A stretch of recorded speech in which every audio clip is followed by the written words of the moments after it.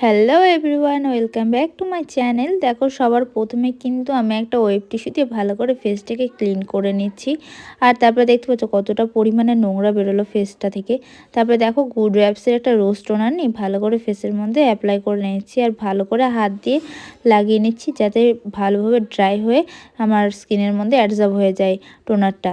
তারপরে দেখো, এখানে নিভিয়া একটা সফট যে ক্রিমটা রয়েছে সেটাও কিন্তু ফেসের মধ্যে লাগিয়ে নিচ্ছি। এই ময়শ্চারাইজারটা খুব ভালো, তোমরা কিন্তু কম প্রাইসের মধ্যে এই ময়শ্চারাইজারটা নিতে পারো। আমার কাছে তো খুবই ভালো লাগে, কার কার ভালো লাগে আমাকে কমেন্ট করে জানিও। তারপরে দেখো, এখানে একটা প্রাইমার নিয়ে নিয়েছি। এই প্রাইমারটা ছিল ব্লু হেভেনের, এটাও কিন্তু খুব ভালো। আর তোমরা চাইলে অন্য ব্র্যান্ডেরও আছে, অনেক রকম ব্র্যান্ড, যেমন কালার বার, তারপরে অনেক রকম পিএসসি, ঠিক আছে, তোমরা নিলে নিতে পারো। আমি যেটা এখন ইউজ করছি সেটা আমি বললাম। তোমরা যদি চাও তো পিএসসির প্রোডাক্ট দিয়ে যদি আমাকে কমেন্ট করো, আমি শুধু অনলি পিএসসির প্রোডাক্ট দিয়ে কিন্তু মেকআপ করে দেখাবো। তারপরে দেখো, এখানে একটা আইব্রো পমেড নিয়ে নিয়েছি, আর এখানে দেখতে পাচ্ছি একটা স্পুলি ব্রাশ নিয়ে নিয়েছি। আর হাতের মধ্যে ভালো করে লাগিয়ে নিয়ে আমি আইব্রোটাকে ড্র করে নিচ্ছি সুন্দরভাবে। আবার তোমরা তো কমেন্ট করো আমি হাতে কেন লাগিয়ে নিয়েছি, কারণ আইব্রো পমেডটা প্রচণ্ড পরিমাণে ড্রাই হয়।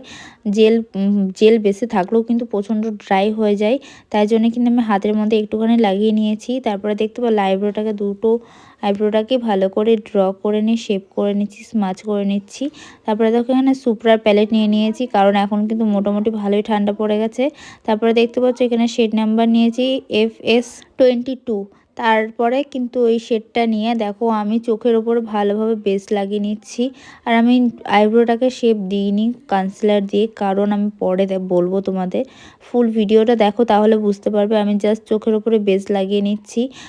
আমি ফেসটাকে ভালোভাবে রেডি করে নিলাম, যাতে যে প্রোডাক্টগুলো দিয়েছি ভালোভাবে স্কিনের সাথে অ্যাবজর্ব হয়ে যায়। একটু টাইম তো দিতে হয়, তো ভাবলাম আমি আই মেকআপটা করে নিই। তোমরা যদি চাও তো পরেও আই মেকআপ করতে পারো, কোনো রকম সমস্যা নেই, কিন্তু আমার কাছে মনে হয় আমার আই মেকআপটা আগে করাই ভালো। আর তারপরে দেখো, একটা ভেজে বিউটি ব্লেন্ডার দিয়ে সুন্দরভাবে ড্যাব ড্যাব করে আমি কিন্তু কনসিলারটাকে ব্লেন্ড করে নিচ্ছি। আর আমি আজকে এখানে প্রিটি অল সেটের প্যালেটটা ইউজ করছি। তোমরা জানো আমি এটাই বেশিরভাগটা ইউজ করি, আমার খুব ভালো লাগে। এই দেখো কত সুন্দর কালার শেডিং। আর এই আই মেকআপটার ফুল ভিডিও যদি চাও তো আমার শর্টসে রয়েছে, তোমরা গিয়ে দেখে আসতে পারো, একটা শর্টস ভিডিও করে দিয়েছি।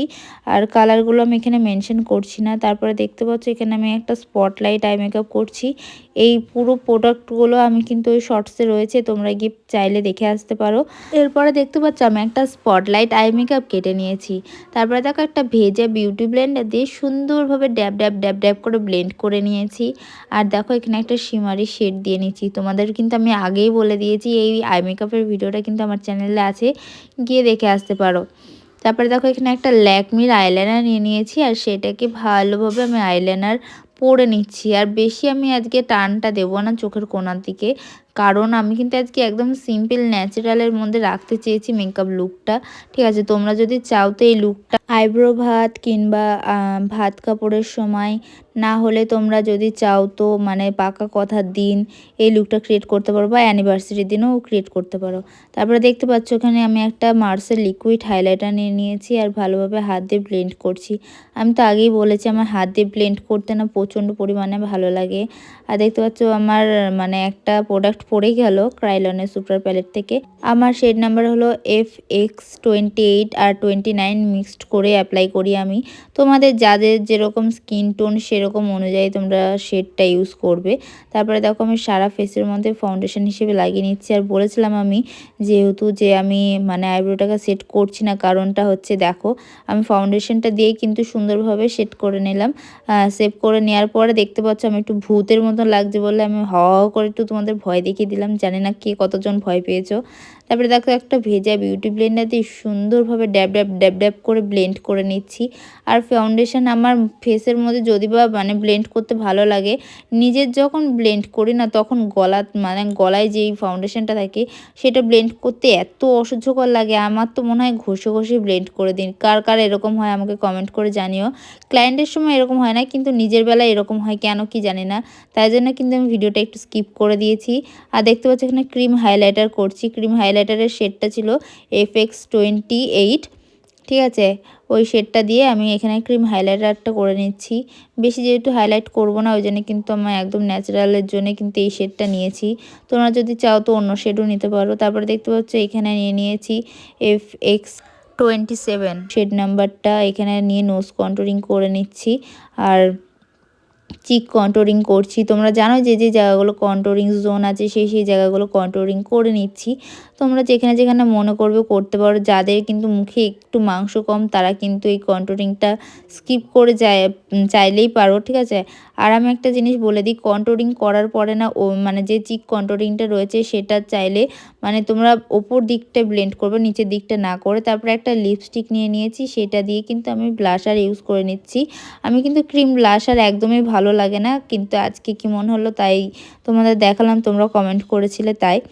তারপরে দেখো এখানে একটা পাউডার নিয়ে নিয়েছি, ব্যানানা পাউডার, আর সেটাকে একটা পাউডার ব্রাশের সাহায্যে ফেসের মধ্যে সুন্দর করে দিচ্ছি। কিন্তু তোমাদের বোঝানোর জন্য এটা করেছি, আমি কিন্তু প্রথমে ব্রাশ ইউজ করি না, একটা ফিঙ্গার পাপ দিয়ে এরকমভাবে হালকা হাতে আমি পাউডারটাকে লাগিয়ে নিই। আর পুরো ফেসের মধ্যে কিন্তু আমি পাউডারটাকে লাগাই না, দেখতে পাচ্ছ। তারপরে দেখো আমি এই একটা পাউডার ব্রাশ দিয়ে না সুন্দরভাবে পাউডারটাকে ডাস্ট আউট করে দিলাম।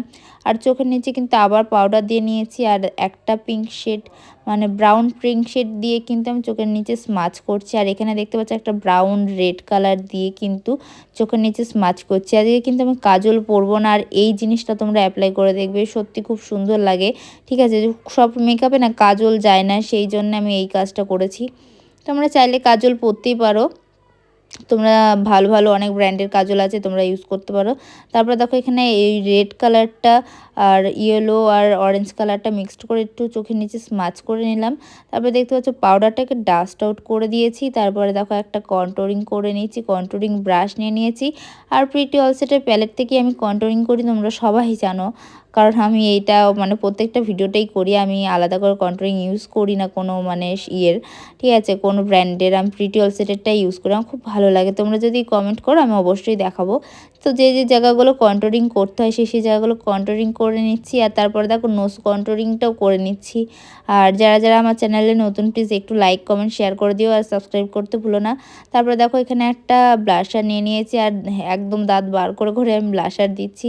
আর একটা কথা বলি, যখন ব্লাশার হাইলাইটার কন্ট্যুরিং ইউজ করবে এরকম একটুখানি ব্রাশের মধ্যে মানে প্রোডাক্টটা লাগিয়ে নিয়ে ডাস্ট আউট করে নেবে একটুখানি ঝেড়ে, নাহলে না অনেকটা বেশি পরিমাণে লাগে, আর কেমন একটু লাগে কেকি হয়েছে, কেকি লাগে।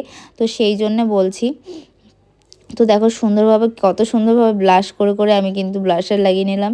তারপরে দেখো এই একই প্যালেট থেকে কিন্তু আমি হাইলাইটার ইউজ করে নিচ্ছি। আমার হাইলাইটার দিতে এত ভালো লাগে, কার আমার মতন হয় অবশ্যই আমাকে কমেন্ট করে জানাবে।